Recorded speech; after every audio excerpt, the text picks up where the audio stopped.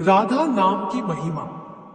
एक बार एक संत जी किसी गांव के निकट आश्रम पर भागवत जी की साप्ताहिक कथा कर रहे थे। तीसरे दिन के वृतांत में वह कथा करते हुए बताने लगे, अनेक प्रकार के लोग जो पाप कर्म करते हैं उन्हें अनेक प्रकार के नरकों में जाना पड़ता है, लेकिन एक उपाय है जिसके द्वारा नरकों में जाने से बचा जा सकता है। कोई एक बार सच्चे हृदय से राधा नाम पुकार ले तो वह नरकों में नहीं जाता है। एक सेठ जी जो रोज आकर सत्संग सुना करते थे, सत्संग समाप्ति के पश्चात वह संत जी के चरणों में आकर बड़े जोर से रोने लगे। संत जी ने कहा, अरे सेठ जी क्यों रोते हो? तुम्हारा मन उदास क्यों है? सेठ जी रोते हुए कहने लगे, भगवान आपकी कृपा से मुझे सब कुछ प्राप्त है, पर मेरे मन को एक बड़ी चिंता सताती है। संत जी कहने लगे, कहिए कौन सी चिंता है? सेठ जी कहने लगे, आज आपने भागवत कथा में नरकों का वर्णन किया और वर्णन करते हुए बताया कि जीवों को अनेक पापों से नरकों की प्राप्ति होती है, लेकिन एक उपाय है जिसके द्वारा नरकों में जाने से बचा जा सकता है। तो प्रभु मैं तो आपकी शरण में हूँ, रोज सत्संग सुनने आता हूँ।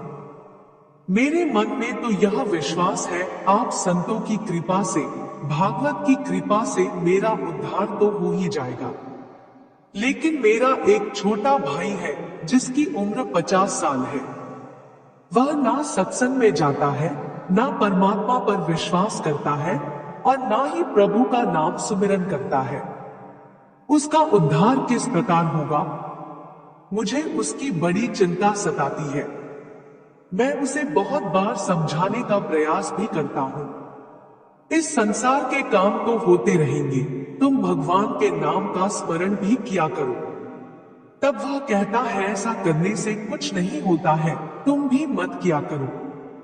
मैं जितना आस्तिक हूँ, प्रभु के प्रति जितनी मेरी आस्था है, वह उतना ही कट्टर और अनीश्वरवादी है।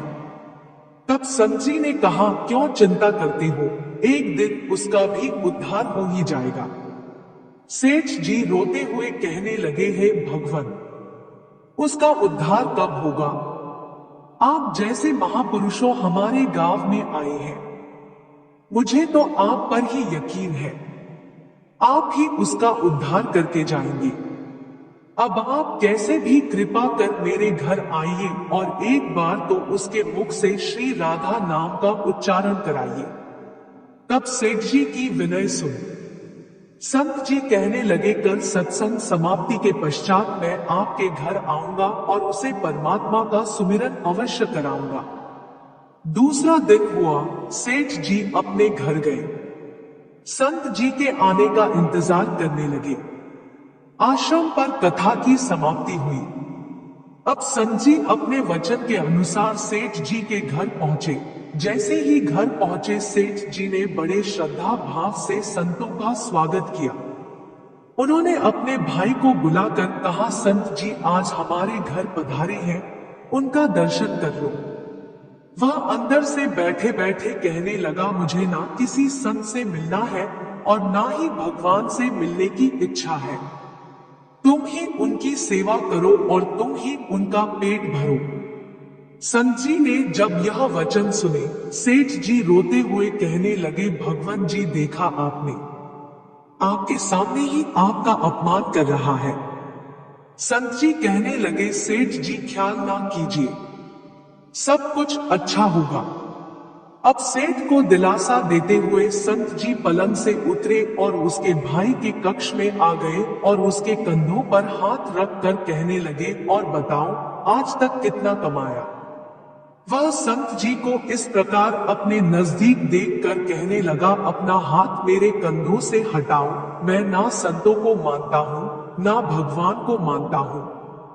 लोग जितने आस्तिक होते हैं, मैं उतना ही कट्टर नास्तिक हूँ।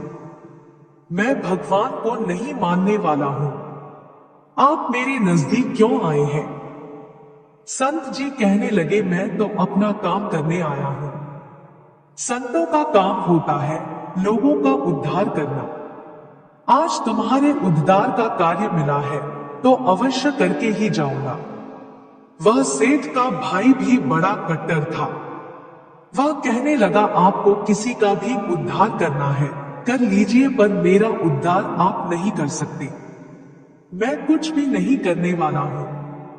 सेठ के भाई को देखकर संत जी मुस्कुराकर कहने लगे, एक बार राधे राधे बोल दो। वह सेठ जी का भाई कहने लगा, मैं कुछ नहीं बोलूंगा। संत जी ने फिर कहा, राधे राधे बोल दो। वह कहने लगा, नहीं कहूंगा। फिर संत जी ने कहा, राधे राधे बोलो। वह कहने लगा, मैंने कहा ना, मैं नहीं बोलूंगा। तब संत जी पुनः सेठ जी के पास आए और कहने लगे, अब आपने मेरे ऊपर यह जिम्मा सौंपा है। अब मैं जैसा करूंगा आप बीच में नहीं आना। आप सारे परिवार वाले बाहर जाकर बैठ जाओ। जब तक मैं आपको बुलाऊं नहीं, एक भी परिवार वाला इस कक्ष में ना आए। अब इस प्रकार सेठ जी अपने परिवार सहित बाहर आकर बैठ गए। अब कक्ष में सिर्फ संत जी और सेठ जी का भाई था। संत जी ने पुनः प्रेम से कहा, अरे भैया एक बार राधे राधे बोल दो। वह कहने लगा, मैंने आपसे मना किया ना, मैं नहीं कहता हूं। ना भगवान को मानता हूं, ना भगवान की बातें मानता हूं। मैं कट्टर नास्तिक हूं। संत जी पुनः उसे प्रेम से हंसते हुए कहने लगे, जितने तुम कट्टर नास्तिक हो, मैं उतना ही आस्तिक हूं। मैंने अगर निश्चय कर लिया है, तुम्हारे मुख से राधा नाम सुनकर ही जाऊंगा, और पक्का समझ लेना कि तुम्हारे मुख से राधा का नाम निकलेगा ही। वह कहने लगा, आप कितना भी प्रयास कर लो, मैं एक बार भी नाम नहीं लेने वाला हूं। अब संत महापुरुष होते तो बड़े दयालु हैं, पर लीला मात्र उन्होंने क्या किया, उस सेठ के भाई का हाथ पकड़ा और हाथ पकड़कर जोर से घुमाने लगे। अब वह सेठ ठहरा 50 साल का, वृद्ध अवस्था थी, संत भी वृद्ध थे। पर संतों के अंदर भक्ति का तेज होता है। उन्होंने जोर से उसके भाई का हाथ घुमाया, मरोड़ दिया। हाथ घुमाकर संत जी फिर कहने लगे, कहो राधे राधे। वह कहने लगा, नहीं कहूंगा। अब तो संत जी ने जोर से हाथ घुमाकर सेठ के भाई को जमीन पर पटक दिया और खुद उसके पेट पर चढ़कर बैठ गए, और संत जी फिर कहने लगे, बोलो राधे राधे। वह फिर कहने लगा, नहीं कहूंगा। अब तो संत जी ने उसके दोनों हाथ पकड़ उसके पैरों को बांध दिया और कहने लगे, कहो राधे राधे। अब ऐसी अवस्था में वह सोचने लगा, लगता है यह संत तो मुझे मार ही देंगे। तब उसने बिना इच्छा के एक बार ऐसे ही कह दिया, राधे राधे। जैसे ही उसने राधे राधे कहा, संत जी ने उसके हाथ पैर खोल दिए। उसके बंधनों को छोड़कर बाहर आकर कहने लगे, सेठ जी आपका कल्याण हो गया, आपके भाई का भी कल्याण हो गया। सेठ जी कहने लगे, अंदर से बहुत तेज आवाजें आ रही थी। तब संत जी कहने लगे, आपने काम ही ऐसा दिया था। आपने कहा वह नास्तिक है, कभी कुछ बोलता ही नहीं है। आज आपके भाई ने राधे राधे का नाम उच्चारण कर लिया है, इसका कल्याण हो गया। अब मैं जा रहा हूं, कल से पुनः मेरी कथा है। अब संत जी तो अपने स्थान पर लौट आए। सेठ का भाई जमीन से उठकर अपने भाई से कहने लगा, यह कैसे संत है, मुझसे झगड़ा करने आ गए, मेरे ऊपर चढ़कर बैठ गए और कहने लगे, अगर राधे राधे का नाम उच्चारण नहीं करोगे तो मैं तुम्हारे ऊपर ऐसे बैठे रहूंगा। अब उसकी बातें सुन सेठ जी तो हंसने लगे। वह हंसते हुए मन से भगवान को धन्यवाद देते हुए कहने लगे, हे प्रभु, आपके संत भी बड़े दयालु हैं, खुद कष्ट सहकर भी लोगों का कल्याण करती है। समय व्यतीत होता गया। मुश्किल से 5-6 महीने गुजरे होंगे। अचानक एक दिन छोटे भाई का देहांत हो गया। शरीर समाप्ति के पश्चात आत्मा शरीर से अलग हो जाती है। वह आत्मा ही ऊपर यमराज के पास जाकर सारे हिसाब किताब देती है। अब इस व्यक्ति का हिसाब किताब खोला गया। यमराज ने चित्रगुप्त से कहा, जो आज इंसान हमारे पास लाया गया है, इसका हिसाब क्या है? चित्रगुप्त कर्मों का हिसाब देखकर बताने लगा, है भगवान, इसने अपने जीवन में कभी परमात्मा का नाम सुमिरन नहीं किया है, सदा पाप ही पाप किए हैं। इसे तो सीधे नरक भेज दिया जाए। अब यमराज के आदेश अनुसार जैसे ही उसे नरक भेजा जा रहा था, तभी चित्रगुप्त ने कहा, भगवान, एक बात और है। यमराज जी ने कहा, कौन सी बात? चित्रगुप्त ने कहा, भगवान, एक बार संतों के कहने पर इसने राधा नाम का उच्चारण किया था। अब एक बार राधा नाम का उच्चारण। यमराज ने दूतों से कहा, थोड़ी देर रुक जाइए, इसका हिसाब किया जाएगा, इसके बाद ही इसे नरक में भेजा जाएगा। यमराज ने पुनः चित्रगुप्त से कहा, जल्दी से इसका हिसाब देखो और कहीं इसने परमात्मा का नाम उच्चारण तो नहीं किया है। चित्रगुप्त ने फिर से पुनः सारा हिसाब देखा और देखकर कहने लगे, भगवान, इसने एक बार जो नाम उच्चारण किया है वह संतों के भय से किया था, दिल से भी नहीं किया था। पर एक बार राधा नाम का उच्चारण किया है। अब यमराज जी विचार करने लगे कि अब एक बार राधा नाम का उच्चारण और सारा जीवन पाप में, अब क्या किया जाए? तब यमराज ने उसी इंसान से पूछा, एक बात बताओ, हम तुम्हें पहले राधा नाम उच्चारण का फल दें या तुम्हें नरकों में भेज दिया जाए? तब वह भक्त हाथ जोड़कर कहने लगा, भगवान, नरक में तो जाना ही है, इससे अच्छा है आप मुझे एक बार राधा नाम उच्चारण का फल दे दो, फिर मुझे जहां चाहो भेज देना। अभी यमराज जी अपनी पुस्तक खोलकर देखने लगे कि एक बार राधा नाम उच्चारण का फल क्या है।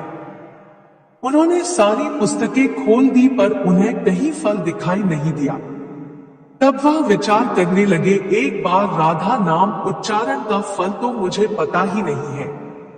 तब वह अपनी शंका के निवारण करने के लिए उस भक्त को अपने साथ लेकर स्वर्ग लोक में आ गए। स्वर्ग में आकर यमराज ने इंद्रदेव से कहा, है इंद्रदेव, मुझे बताइए एक बार राधा नाम उच्चारण करने का क्या फल है? तब इंद्रदेव ने बहुत प्रयास किया पर उन्हें भी इसका फल पता नहीं चला।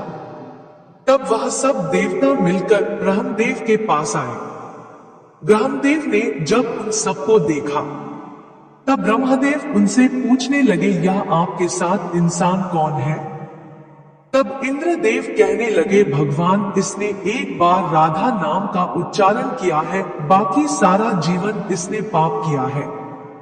हमें तो पता नहीं राधा नाम उच्चारण का फल क्या है, इसलिए हम आपके पास आए हैं।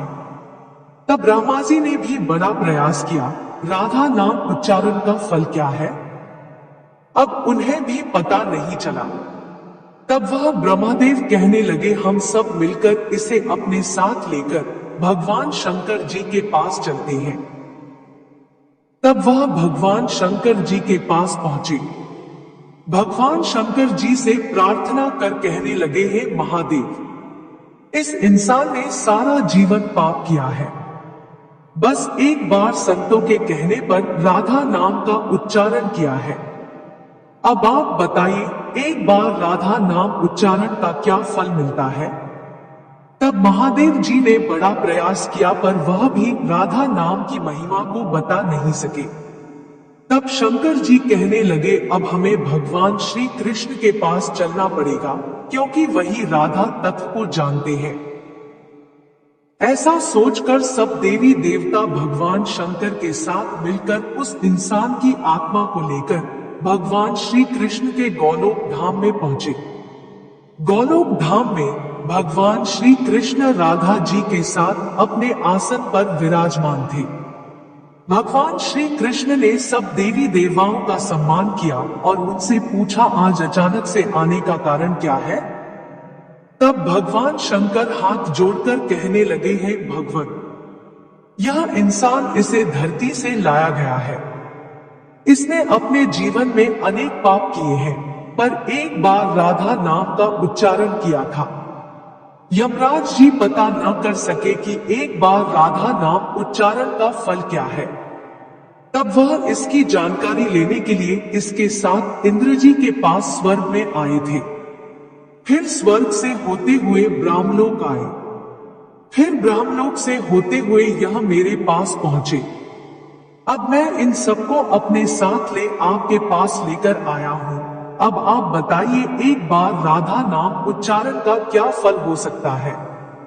जब इस प्रकार बातें चल रही थी तब श्री कृष्ण के पास बैठी राधा रानी बड़े जोर से हंसने लगी। तब श्री कृष्ण ने कहा, हे राधिका, क्यों हंसती हो?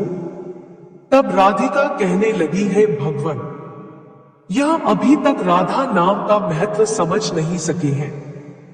तब भगवान शंकर जी कहने लगे, हैं महारानी, राधिका के नाम का क्या असर है, आप हमें बताइए ना।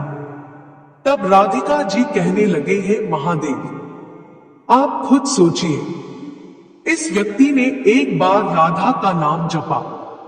वह एक बार राधिका के नाम जपने से स्वर्ग लोक की सैर करके आया, ब्रह्मदेव का ब्रह्मलोक में दर्शन करके आया, आपके महादेव लोक में आपका इसने दर्शन किया है। आज एक बार उच्चारण के प्रभाव से यह आप सबको साथ लेकर हमारे गोलोक धाम में आया है, मेरे दर्शन और श्री कृष्ण का पूजन कर रहा है। इससे अधिक राधा नाम का और फल क्या हो सकता है। जब राधिका जी ने इस प्रकार एक बार राधा नाम का पूरा महत्व बताया तो यमराज कहने लगे, यह तो बड़ा अनंत फल है जो व्यक्ति नरकों में जाने वाला था। वह एक बार उच्चारण से सब लोगों की यात्रा कर भगवान श्री कृष्ण और राधा रानी के चरणों में उपस्थित हो गया है। इससे अधिक फल और क्या हो सकता है। तभी फिर से यमराज कहने लगे, भगवान, क्या अब इसे नरकों में जाने की आवश्यकता नहीं है। तब श्री कृष्ण जी कहने लगे, हे धर्मराज, जिसने एक बार राधा रानी के चरणों का दर्शन कर लिया हो वह तो कभी नर्क में जा ही नहीं सकता है। तब वह भक्त जो वहां पर राधा रानी के दर्शन कर रहा था वह कहने लगा, है महारानी, मैंने तो संतों के भय में आकर आपका राधा नाम उच्चारण किया था, पर जो सच्चे हृदय से आपके नाम का उच्चारण करते हैं उन्हें तो जीवन में कोई भय होगा ही नहीं। वह तो नरकों की यात्रा में कभी निकलेंगे ही नहीं, वह तो सीधा आपके चरणों में ही समा जाएंगे। तो इतना महत्व है एक बार राधा नाम के उच्चारण का।